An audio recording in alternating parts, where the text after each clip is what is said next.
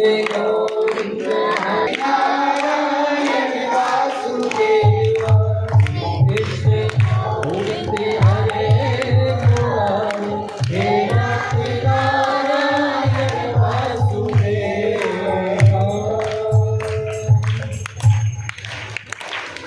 वृंदावन बिहारी लाल। इसके उपरांत सुखदेव जी महाराज राजा परीक्षित को भगवान के परम भक्त ध्रुव चरित्र की कथा श्रवण कराते हैं। वे कहते हैं, राजन, स्वयंभू मनु के दो पुत्र हुए, प्रियव्रत उत्तानपाद।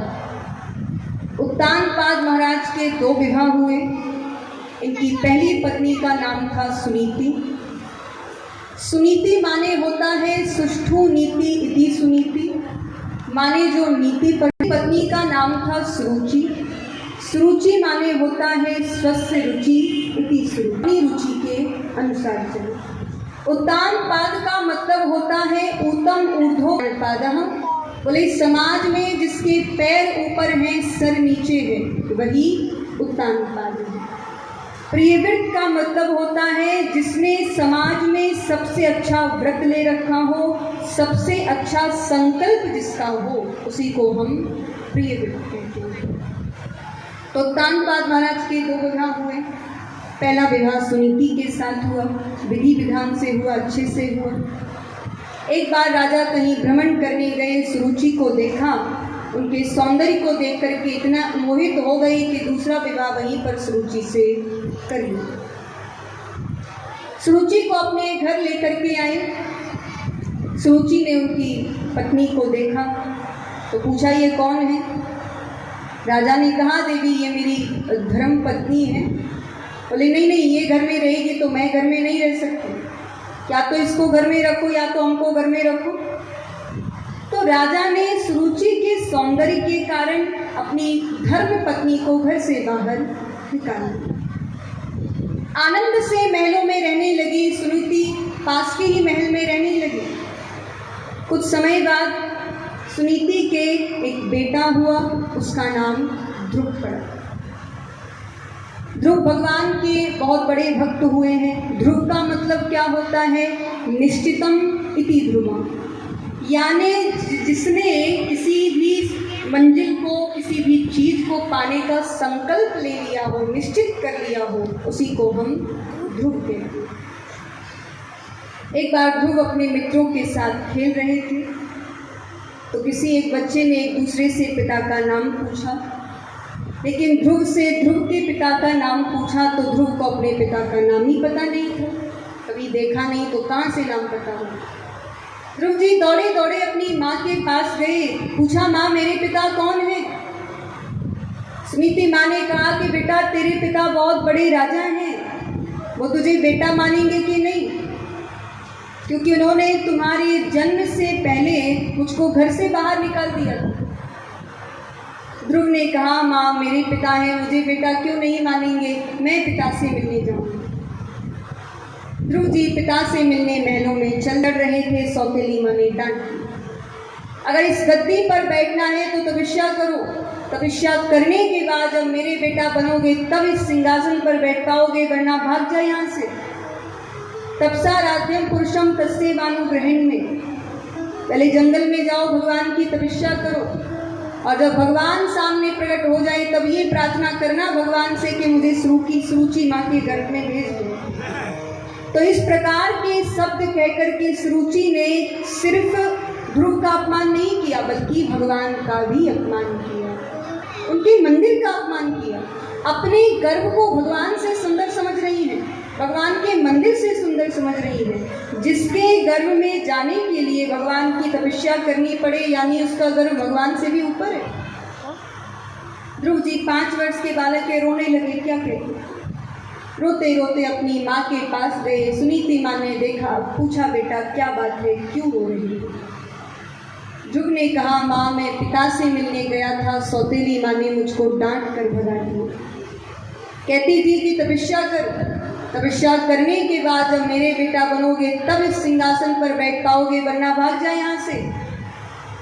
ध्रुव ने कहा कि माँ मैं इसी जन्म में उसको सिंहासन पर बैठकर बता दूंगा और उसके एक एक शब्द का बदला लूंगा। और जब बदला शब्द बोला तब ध्रुव की माँ ने ध्रुव के मुख पर हाथ रख दिया। बोली बेटा कभी किसी का अमंगल नहीं सोचना चाहिए। जीव जो भोगता है वो अपने कर्मों का ही फल भोगता है।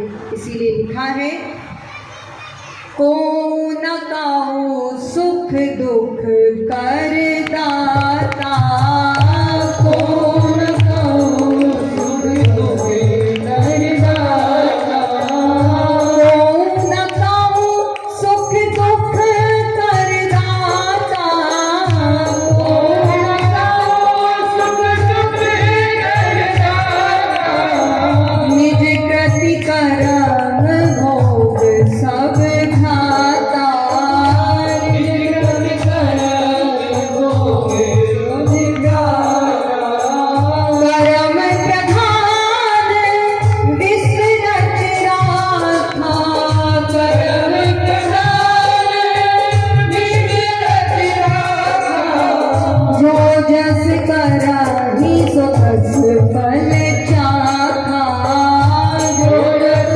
कराही सो तस फल चाखा। को न काऊ सुख दुख कर दाता, निज कृति कर्म भोग सब भ्राता। बोले संसार में ना तो कोई किसी को सुख देता है ना कोई किसी को दुख देता है। मनुष्य को जो भी मिलता है निज कृति कर्म भोग सब भ्राता। मनुष्य को उसके निज व्यक्तिगत कर्मों का ही फल प्राप्त होता है। बाकी कर्म प्रधान विश्व रचि राखा, जो जस करे ही सो तस फल चाखा। तो स्वामी जी कह रहे हैं कर्म के आधार पर इस समाज की संसार की रचना हुई है। बात यह है कि जो जैसा कर्म करेगा उसको फल वैसा ही मिलेगा। इसीलिए माँ जो होती है वो बच्चे की आदि गुरु होती है। माँ चाहे तो बच्चे को ज्ञानी बना सकती है, माँ चाहे तो बच्चे को संत बना सकती है, माँ चाहे तो बच्चे को चोर बना सकती है, और अगर एक माँ ही चाहे तो बच्चे को डकैत भी बना सकती है। माँ जो होती है वो आदि गुरु होती है। ध्रुव की माँ ने फिर से पूछा कि बेटा तेरी माँ ने तुझसे कहा क्या?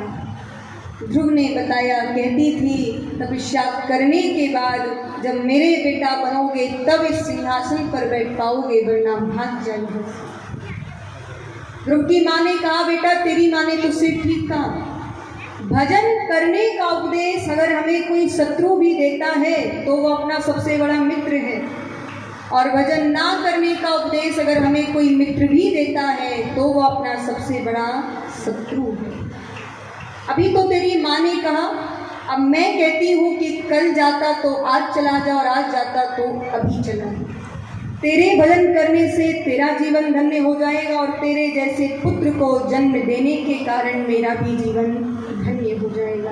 पुत्रवती युवती जग सोई और रघुपति भगत जासु सुत होई। तुलसीदास जी कह रहे हैं संसार में उसी स्त्री को माँ कहलाने का अधिकार है जिसका बेटा भगवान का भक्त है, जिसका पुत्र भगवान का भक्त नहीं है, उस स्त्री को माँ कहलाने का अधिकार नहीं है। इसीलिए अपने बच्चे को कुछ भी बनाने से पहले एक अच्छा इंसान बनाओ, उसके बाद भगवान का भक्त बनाओ, और फिर जो बनवाना हो वो आपकी अपनी मर्जी। बेटा हो चाहे बेटी, उन दोनों को पहले एक श्रेष्ठ मानव बनाओ, उनको बताओ सिखाओ किससे कैसे बात करनी चाहिए, कहाँ झुकना चाहिए कहाँ नहीं झुकना चाहिए, किससे राधे राधे करनी चाहिए, राम राम करना चाहिए। ये मानवता के लक्षण हैं। तो पहले मानव तो बना लो, पहले एक अच्छा इंसान तो बना लो, उसके बाद डॉक्टर इंजीनियर तो मेहनत करके बन ही जाएगा। लेकिन मानव नहीं बनाते हैं, बोले हमें तो ये बनाना है, हमें तो वो बनाना है। पहले उसको मानव बना लीजिए, इंसान बना लीजिए। कोई भी भक्त, कोई भी माता पिता अपने बच्चे को देशभक्त नहीं बनाना चाहता, कोई भी अपने बच्चों को भगवान का भक्त नहीं बनाना चाहता। डॉक्टर है तो डॉक्टर बनेगा, इंजीनियर है तो इंजीनियर बनेगा, टीचर है तो टीचर बनेगा, साइंटिस्ट है तो साइंटिस्ट बनेगा। अच्छी बात है, बनो, समाज की सेवा करो, बनोगे तो समाज की सेवा करोगे, लेकिन पहले मानव बनो, उसके बाद भक्त बनो, फिर जो बनना होगा। ध्रुव कह रहे हैं कि माँ आप कहती हो भजन करने चले जाओ, अब मुझे तो भजन, और मुझसे नाराज हो जाएंगे। संसार जब भी देखता है जीव के अवगुण देखता है और भगवान जब भी देखते हैं जीव के गुण देखते हैं। एक मैया थी, उसका पति उससे रोज झगड़ा करता। वो दाल बनाए तो कहता चावल क्यों नहीं बनाई, चावल बनाए तो कहता रोटी क्यों नहीं बनाई, रोटी बनाए तो कहता पूड़ी क्यों नहीं बनाई, पूड़ी बनाए तो कहता हलवा क्यों नहीं बनाई। जो चीज़ बनती है उसको नहीं मांगता है, जो चीज़ नहीं बनती है उसको मांगता है, झगड़ा करता है। बड़ी दुखी बैठी थी। बुढ़िया मैया आई और बुढ़िया मैया ने पूछा, बेटा तुम क्यों बैठी हो दुखी? उसने बताया कि ऐसी ऐसी बात है। तो बुढ़िया मैया ने कहा, एक दिन तुम ऐसा करना, सारी चीज़ बना देना, तब देखें कैसे झगड़ा करें। उसने कहा ठीक है। उसने एक दिन दाल बना दी, चावल बना दिए, रोटी बना दी, पूड़ी बना दी, हलवा बना दिया, बना कर रख दिया। पति देव आए तो कहा कि देवी भोजन करेंगे। अब उसने कहा कि भोजन में क्या करोगे? बोले आज हम रोटी खाएंगे। तो रोटी बनी थी, उसने रोटी दे दी। उसने कहा आज तो रोटी भी बनी है, झगड़ा कैसे करें? उसने कहा कि रोज रोज रोटी, रोज रोज रोटी, अरे कभी पूड़ी भी बना लिया करो। तो पूड़ी भी बनी थी, उसने पूड़ी दे दी। अब उसके पति ने सोचा आज तो पूड़ी भी बनी है, अब झगड़ा कैसे करें? बोला पूड़ी उड़ी नहीं, चाय पिएंगे। चाय भी बनी थी, चाय दे दी। उसने कहा चाय नहीं, ठंडा पिएंगे। ठंडा भी था, उसने ठंडा दे दिया। अब उसके पति ने सोचा कि आज तो सब कुछ बनाए, अब झगड़ा करें तो करें कैसे? उसने कहा सब हो गया, अब हम आराम करेंगे। पत्नी बोली महाराज अंदर चारपाई बिछी है, लेट जाओ।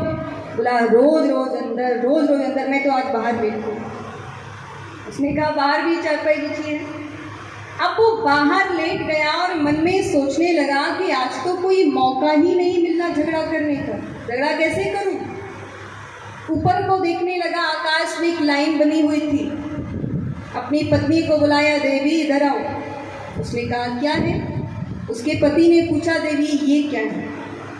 पत्नी बोली महाराज मुझे और कुछ तो पता नहीं है, पर मैंने इतना सुना है कि ये इंद्र की सड़क है और इंद्र इस पर हाथी घोड़ा रथ लेकर के निकलता है। इतना सुना, उसे बहाना मिल गया, चार पाई से कूद पड़ा और कहा देवी तू मुझको मारना चाहती है। पूरी सड़क के नीचे चार पाई बिछा दी। अगर कोई हाथी गिर पड़े, रथ गिर पड़े, घोड़ा गिर पड़े तो मेरी तो मौत ही हो जाएगी। और उसने झगड़ा करना प्रारंभ कर दिया। अब आप ही बताओ, कहीं ऊपर से हाथी घोड़ा गिरते भी हैं, पर उसे तो झगड़ा करना था। तो इसीलिए जन अवगुण प्रभु के